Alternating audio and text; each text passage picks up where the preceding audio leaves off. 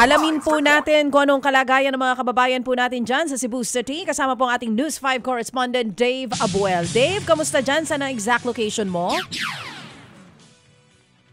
Manong Ted, DJ Chacha, magandang umaga. Bandang alas 4 ng madaling araw nang makaramdam tayo o ipadama ni Bagyong Tino ang kanyang lakas dito sa Cebu City. Halos iwas-iwas ng hangin ang ilang karatula ng mga establishmento. May ilang yero ring natangay dahil sa mayat-mayang pagbayo ng malalakas na hangin. Pati ilang puno, hindi rin pinatawad ng Bagyong Tino.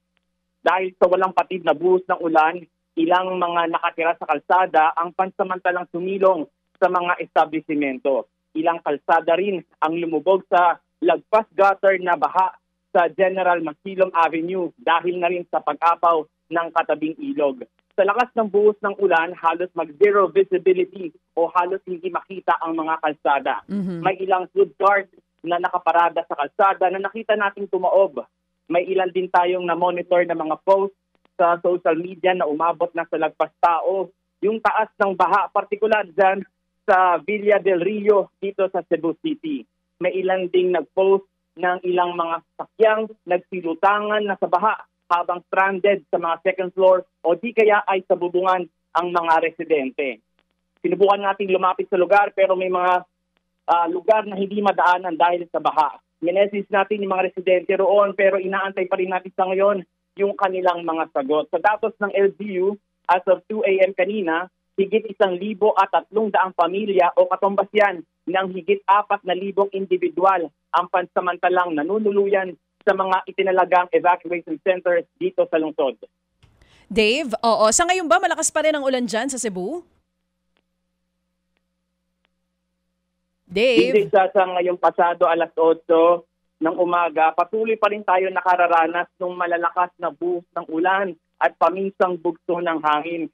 Sa pag-ikot namin kanina lamang, tumambad sa amin yung pinsalan ng bagyo. Ilang sasakyan ang nakita namin na bagsakan ng naputol na mga sanga ng puno, mga nabuwal na puno, mga nilipad na yero at ilang sasakyang lumubog sa baha. Oo. Dave, kanina yung binabanggit mo na Villa del Rio 1 subdivision kung saan sa social media kalat din ang taas ng tubig doon. Yun ba first time naranasan nung Villa del Rio o madalas talaga yung pagbaha sa area?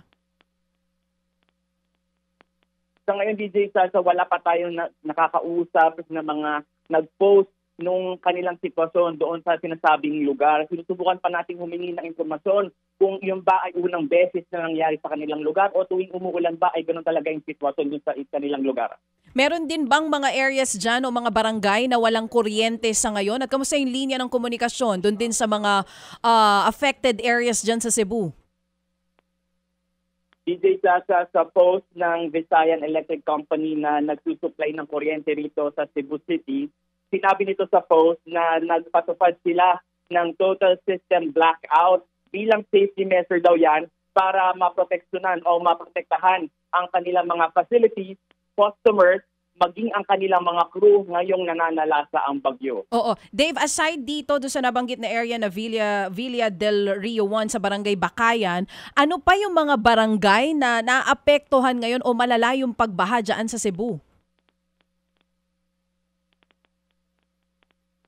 DJ Chacha, hindi masyadong maging malinaw yung tanong. Pero kung tinatanong mo ay kung may mga municipalities pa ang nakakaranas ng pagbaha, kanina nakausap natin yung PDRMO ng mismong Cebu Province. Ang sabi nito sa atin, may mga pagbaha rin na itala o na-report sa kanila doon sa Talisay, sa Mandaue, sa Consolacion at saka doon sa Mayliloan. So marami-rami pala ito, hindi lang Barangay Bakayan, ulitin lang natin Talisay, Mandaue at yung iba pang areas dyan sa Cebu City. Bigyan mo kami ulit ng update, Dave, ha, kung kaya, at mag-iingat kayo dyan ang ating mga kasamahan. Live nga po sa Cebu City ang ating News 5 correspondent na si Dave Abuel. Mga kapatid, brothers and sisters, saan ka pa? Dito na tayo sa totoo. Dito na tayo sa True FM. Mga kapatid, mag-subscribe and follow po kayo sa social media accounts ng True Network PH. Yan po kami. Hanapin nyo lang True Network PH, Facebook, Instagram, YouTube, TikTok, and podcast. mapa-Apple or Spotify man yan, mahahanap nyo kami. Lahat ng mga napapanood at napapakinggan nyo po sa programa, nasa social media accounts namin yan. So paano mga kapatid? See you sa social media!